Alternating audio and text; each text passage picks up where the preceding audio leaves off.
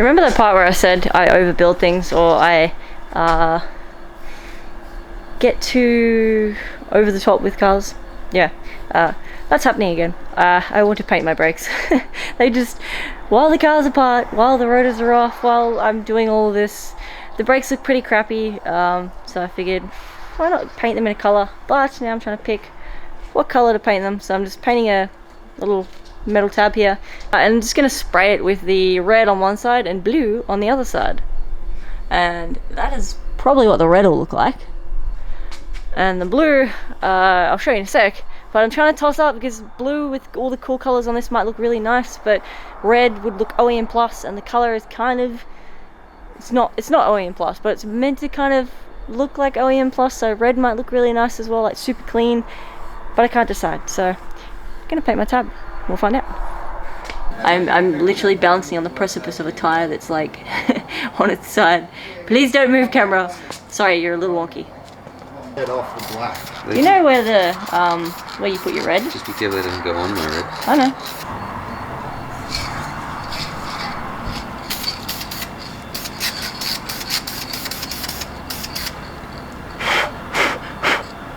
Doesn't matter if that runs, but I wanted to dry so I could put an extra coat on it so it doesn't look orange. Red. Red. Come have a lesson in why it sucks being a performance mechanic. Alright, you mean these guys? Well, I'll show you first, and then you can walk them through it if you want. Alright, let me just get this red on. Can you pass me that flame torch, please? The flamey torch of the flames.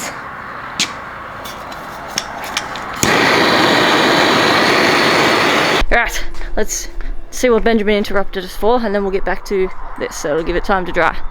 Go down, and then you have to Holy coolant leak. Yes. Damn.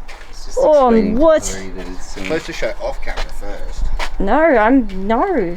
They can see this. Wow. Wait. Did you guys say a slight leak?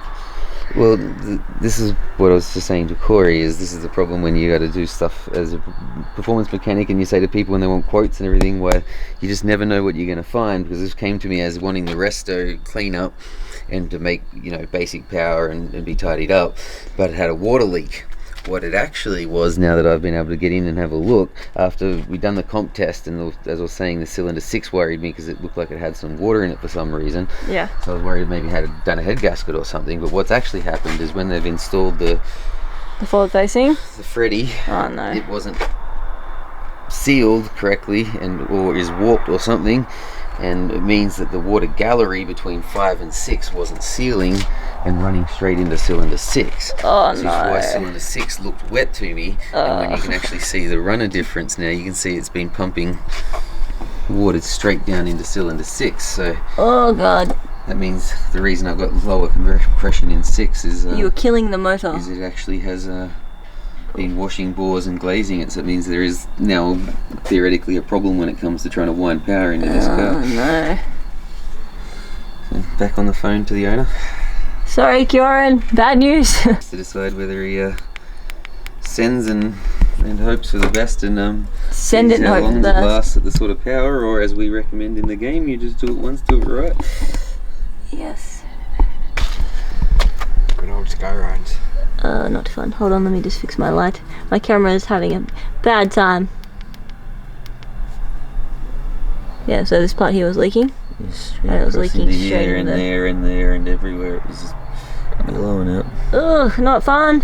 Story time. Oh, I wouldn't say caught it early because the damage is done, but you've caught it to the point where it hasn't grenaded the motor or hydrolocked it yet. Yeah, some decisions to make. Big build. Kieran, big build. If I had a full, no, was it if I? Yeah. If I had a full Nitto Conrod set for sale for $700. Huh? That's going extreme. If he wants like 500 horsepower on a daily, not really. We had to try and start seeing why we had a cylinder that was various to the others. It was just on what you want to see as a variance, but any variance is still starting to get to a point where you're like, why is there variance? Yeah. You get 10% roughly, and we were sitting on around about 9.5%. 9 3/4. Alright, yeah, so we have our red and we have our blue. Both you guys, what do you reckon? Brake calipers. These poor little pathetic things here. Should we do blue to go with the car? Or should we do red?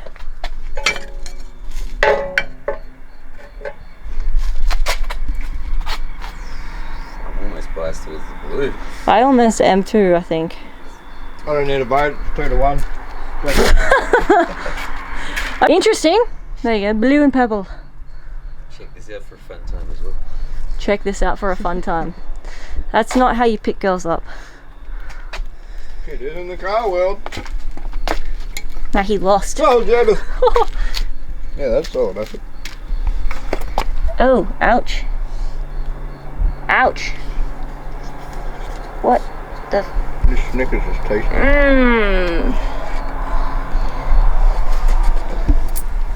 I don't want to do blue now, I'm questioning it.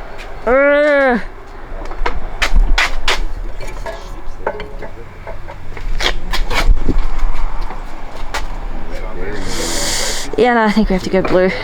Or maybe purple. I could do purple. Do I want to do purple again? Basket. Sorry. I said, do I want to do purple again? That's the wrecker's way. Like a good wrecker. I have leftover anodized purple that I've done my 32's brakes in. Should I do them purple? Oh, you got purple. I'd probably recommend purple because that way it matches the D2s. That's what I'm thinking. Purple, but the 32's purple. Less gay than blue. I mean, blue is very bright and showy and cheap looking, so this is my purple.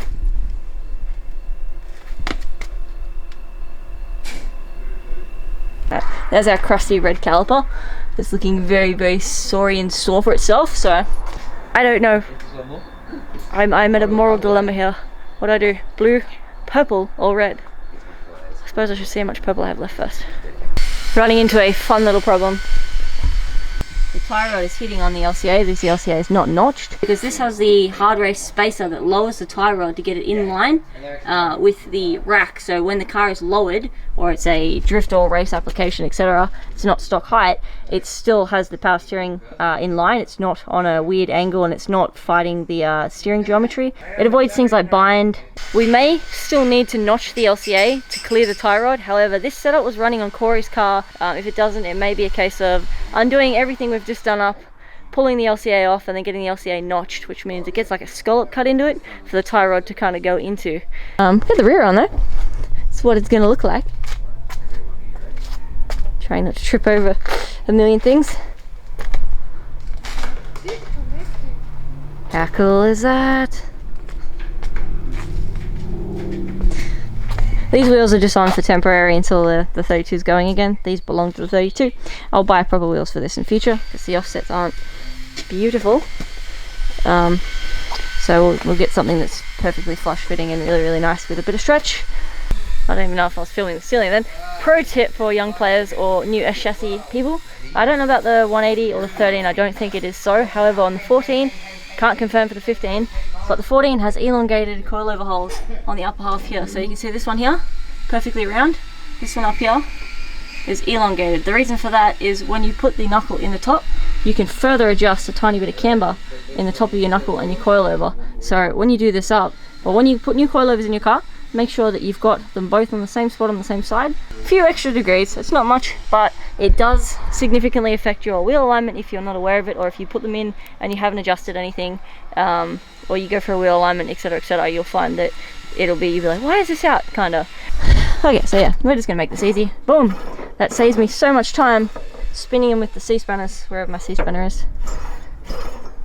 But what this does mean is that I now have to use the jack to jack up the lower LCA to try and get this back up in line with this, because lifting this is very heavy and I'll be fighting the sway bar and all the suspension that's already pre-tensioned.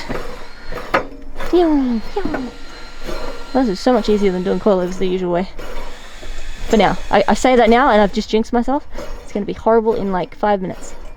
Pew! Alright, I'm going to get back to that. I'll show you guys progress. Sorry, I really have to buy a tripod so I can set you guys up here, and so you can be part of the action and the fun, and I'm not just saying before, after, before, after. We've got 4 months until we move from the current house, and we either move to here temporarily and then we move straight to Japan, or we relocate some of our stuff here and we go to Japan anyway, go over for a bit of a recon and a holiday, and go for a house hunt. No, sorry, we're not house hunting. This is what started all this. See, I made this big mistake, right? I bought a house. Worst decision ever. Never ever should have done it. Congratulations if you have, and if it worked out for you, but it has been nothing but a living nightmare, and I've hated every moment of it. However, all that changes in 4 months. We go to Japan, we buy a workshop, or we buy a basement, or we buy a shop, and I'll knock out the walls and turn it into a garage. It doesn't matter. I'm never buying a house again, and I will find a corner to put a stretcher in and live the ultimate car life. And probably harass Sam. Wait, should we go harass Sam? Not in a harass way. I mean, I'm gonna go bother him to come drifting all the time. I go driving and do car things, even more than what he's already doing. And I'm not gonna paint any of my stuff pink. I'm sorry, Sam. I love Yashio Factory and Okachan, but pink just doesn't suit me. I think black. All the driving. What do you reckon? Should we import the 14 or the 32 over to Japan? I don't even know if I'm keeping this yet. Alright, the coilovers are in. I got this side of the wheels on, putting my other wheels on, but I had to get my Desmonds off the 32. But then the new problem arose. I really gotta get a GoPro for this.